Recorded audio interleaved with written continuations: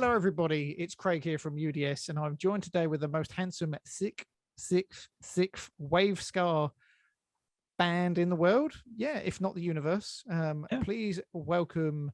I'll call you Dave S because I don't want to muck up your surname. Yeah, that's perfect. Dave S, who plays guitars, bass, keyboards, sax, vocals, and everything else from the sounds of it from Grave Danger. Hello, Dave. Hey, it's good to be here.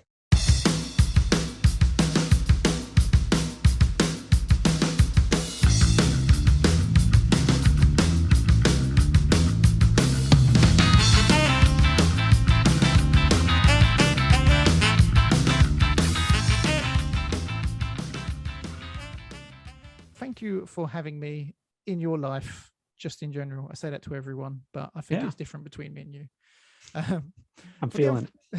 For the unfortunate few who don't know who you are, would you mind introducing yourself? Sure. So I think you gave me a pretty grand introduction. I play a bunch of instruments in the band Grave Danger. We are a ska goth band. I don't know. We play goofy ska songs about skeletons and ghosts and stuff like that.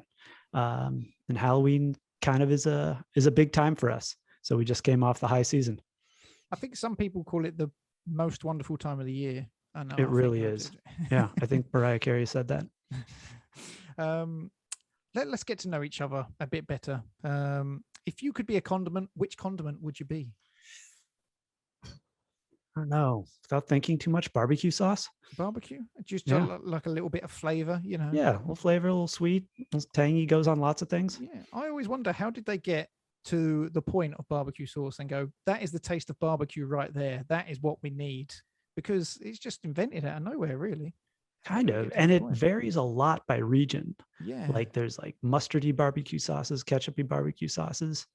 Smoky, sticky. Yeah.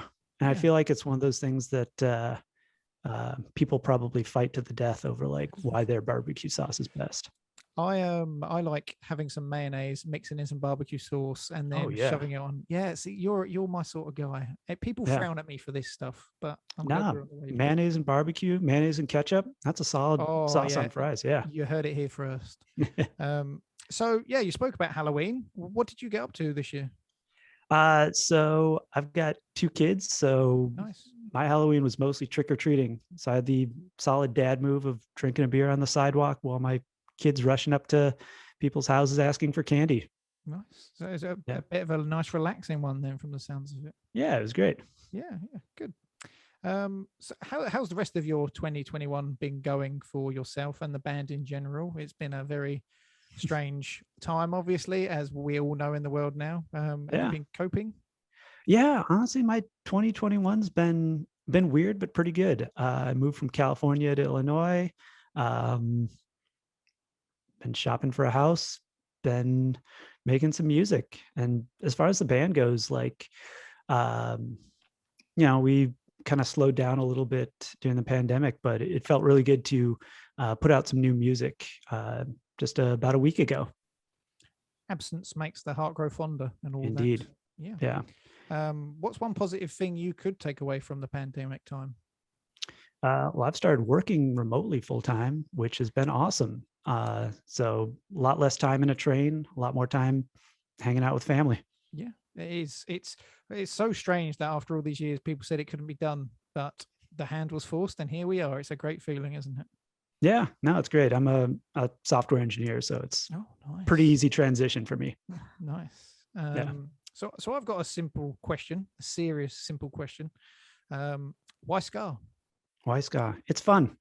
And it's really musical. I love being able to like orchestrate a whole bunch of instruments and just hear this big sound that's bouncy and melodic, and you can add so much texture to it. And I don't know, it's hard not to smile when you got upbeat guitars and a horn line going. I don't know, the world needs more fun music. There's a lot of people saying a lot of really important things with their music. We're going to say stuff that's fun. Yeah, there's a seesaw, isn't it? You can't just be downtrodden all the time talking about the seriousness. Yeah, it's great that those people are speaking out about it. Yeah, but sometimes you just need someone to pick it up. Am I right? Exactly. So what are some bands that inspired your band? So kind of getting going on this, like Oingo Boingo was kind of a big inspiration. The Aquabats were one of the first ska bands I got really into. Oh, So I love their theatrics and just great musicianship. they are so good. We love them Yeah. here. And then, some of the ska punk, You're Less Than Jake. Always love Real Big Fish. I know they're kind of the seminal third wave ska band. Stuff like that. When for this kind of most recent song, we put out Spectre Inspector. There's a lot of some Dancehall Crashers influence. I don't know. I love their sound. Their first record actually had the full kind of ska instrumentation. They broke away from that a little bit in their later ones, but they had some really fun, just like big horn parts in their first record. If you're watching this, viewer, take a note down of all those bands. They're all great recommendations, especially if you're into ska. Oh, and Streetlight Manifesto. Love the way they orchestrate horn parts in there. They just have such a big sound. Yeah, that's good. That's good. So you mentioned Spectre Inspector. It's your latest single, I suppose. It's a banger, a ska banger. Thank you. Here's the usual question: how did you make it? What was your creative process behind making that and all your songs, really? Sure. So honestly, for this band, a lot of the songs start with a name, like something that I just think is funny. Like, I don't know, we write about ghosts and stuff. What sounds like Spectre Inspector. And so I tried to figure out what that song's about. And turns out it's about a private eye that either is a ghost or exclusively hunts down ghosts. It's a little ambiguous. But yeah, a lot of it starts with like, that's a funny turn of phrase. Why don't I dig into it and try to make a plot out of it? No, and you tell the story of this inspector in the song very well. I do say so. Thank you. You call yourself a Ska Goth or Scoff band. I think that phrase is oddly specific. When I hear of a goth, in my mind, it gives connotations of something dark and dreary, and your music's far from that. So, can you describe Ska Goth to me, being a simpleton, so I understand it fully? Sure. So I think the word Skath was probably the impetus for the band. Our drummer is an English teacher. I enjoy some wordplay, and we thought the idea of a like spooky ska band was super funny. And I don't know, started talking about it years ago, and we're like, yeah, we got to start a ska band, and just laughed our heads off at the term and the concept. And then we one day just like I sat down and wrote a couple songs. I'm like, hey, we could kind of do this. So I think the ska goth is more just a way to combine, the goofiness of ska and then the macabre of some of these subject matter, that sort of spooky idea. And Skath seemed like the best word to describe it. No, it definitely gets you thinking, like, what are your perceptions of goth? And, you think, well, what is that? I'll give it a listen. So if anything, it gets people having their foot in the door, so to speak. So when I listened to your music, I felt like it was like just fell out of Tony Hawk from back in the day. They would have fit right in there on that soundtrack. So when I played Skateboard and heard your music, I was like, this is probably the best fitting track I've ever heard on this game. How did you end up on a game with birds and boards? So where did I hear about Skateboard? I think I heard about Skateboard from the, do you know the band We Are the Union? I've heard of them. Yeah, they're great. I was reading something of theirs on Twitter, and they happened to mention the game, and I checked it out. I'm like, this seems super fun. And like in my mind, I'm like, okay, we're probably to Skateboard what like Goldfinger is to Tony Hawk. So why don't I just reach out to the developer and be like, hey, do you want to do something together? And she ended up being awesome. And like, I kind of expected it to just be like, it was a cold email out of the blue to somebody making this cool game. But like, she got back to me and she's like, yeah, I really do want to do this like Tony Hawk kind of thing and put in some bands, but like, make it our own. And so, yeah, she was awesome to work with. The other bands, We Are the Union and Explicit Nature, like were really fun to work with on there. It was kind of just a cold call that really, really panned out. You miss all the shots you don't take, isn't that right? Exactly. Yeah. Do you have any other dream soundtracks you'd like to be on, like films, TV show, wrestling themes, maybe any other games? I don't know. Like it would be fun to like get in the back of some movies or something. A while ago we had I don't know if anything came from this, but I think maybe there were high school students making like a movie for school, and they said they wanted to like use our music as the music for the band in the movie. And I always wanted to see what was going to come from that, but never heard from them. I hope they finished whatever project they were doing. That's good. Yeah. I feel like your music would fit in with just any sort of media really, and Skateboard, I hope, is just the beginning. Yeah. I mean, it's kind of it's been an interesting way to think about like, what are you as a musician, like what are new mediums for you? Like obviously streaming is great, but like you can't sell CDs anymore. That's not a thing. You could sell vinyl, but I think the fact that there are these licensing sort of things at the scale of like indie games, indie movies, web TV shows, stuff like that, that can kind of scale with the level of different bands. I think there's some cool opportunities out there for lots of bands to get their music in things that may have only been reserved for like major label artists, 10, 20 years ago. Yeah, I think whatever has happened throughout media, prior, now you see indie music, indie games, indie films. That's where the creativity lies now, rather than the big Hollywood movies. Yeah, they all seem to have the same sort of theme, don't they? Yeah. Well, and there's a long tail of stuff. You can make something that doesn't have to be appealing to the broadest possible audience, because you can make so much more stuff, and it's so much easier to discover some of those things. So, there are downsides of the death of, being able to sell music as a commodity, but I think there's upsides in the like versatility of creativity you can have now. Yeah, especially as a Ska Goth band, Sure. the labeling that may come along with that. Exactly. I don't think we'd be able to find enough people into it if we were only playing to whoever lives near us. So is there anything on your band bucket list then? You've expanded so much from just the town you started playing in, I assume. Is there anything else to expand? Anything that you want to tick off that list? Well, I mean, for me, and I think for everybody else, it's kind of like evolving the songwriting, evolving the the way we orchestrate everything. I have this dream of putting on these like big Halloween shows every year, where we just get really into it, get into the theatrics of the whole thing, and just dig into everything that you'd imagine a ska goth spooky band might do. I think there's just a lot of opportunity for fun and theater there. Yeah, I think like you and the Acrobats doing a Halloween special in a really small spooky venue would just be great. I would pay for that. That would be very bucket list. So have you had any crazy stories about how people have found your music? Let's see how people have found it. I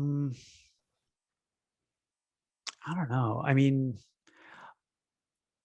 I'm still kind of reeling that we're in a video game, and that like we've had people reach out to us because they found a mixtape while skating around as a bird around a digital bedroom and heard some of our stuff. Like that's incredibly surreal to me. The whole Skateboard thing was really fortunate, and really, I don't know, it's so weird to like, I've got a Switch, I'm playing this game on my Switch, and I see my band's name on there. It's cool. Sometimes just little things like that reaffirm, don't it, that you're doing this for the right reasons. Exactly. Nice. Obviously I got into novelty ska for the money, but the other stuff's nice. We've spoken about birds a lot, but what's the most ska animal? Is it a bird? I was thinking I want to say squirrel. Squirrel. Okay. Yeah. Okay. Yeah. Do you see like a squirrel wearing the old checkerboard trousers? Yeah. Put them in a hat. And Okay. Yeah. They seem high energy, into it. Yeah. They're always just darting about, aren't they? I could see that. Yeah. I did some research. Do you know of another band also called Grave Danger?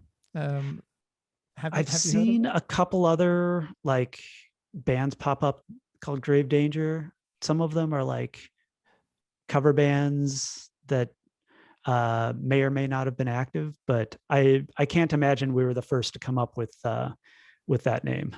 So the one I found specifically, they play 80s metal. Do you have any choice words for them at this moment in time? I don't want to start any beef if everything's cool in the Grave Danger, encyclopedia. Nah, let's do a double Grave Danger bill. Oh wow! I'll play with an 80s metal band. That my next question was going to be who would win with the power of metal or Ska Goth, but if they come together, I feel like that might be an even bigger, more impressive thing. Yeah, I mean that's a tough call. I would assume that Metalheads would be tougher than us, but as a ska band, we might have more people. So there's quite a few festivals here in the UK, and the Download Festival is like the most popular metal one, and it is so much friendlier than every other festival I've been to. It's so strange. Like I think the Metalheads just have a heart of gold at the center of them. Really. Yeah, metal kids are awesome. Yeah, I always feel like when you're like really getting like knocked down in a pit, everybody always helps you up. Yeah, just good people. We're just trying to have a good time while running into each other. We all know. Exactly. It's cathartic. We like to advocate positivity here. One of my inspirational quotes personally is, "You're damned if you do, and you're damned if you don't. So why not just go for it?" Yeah. Do you have an inspirational quote or mantra that you have that you share with the world? I guess I like to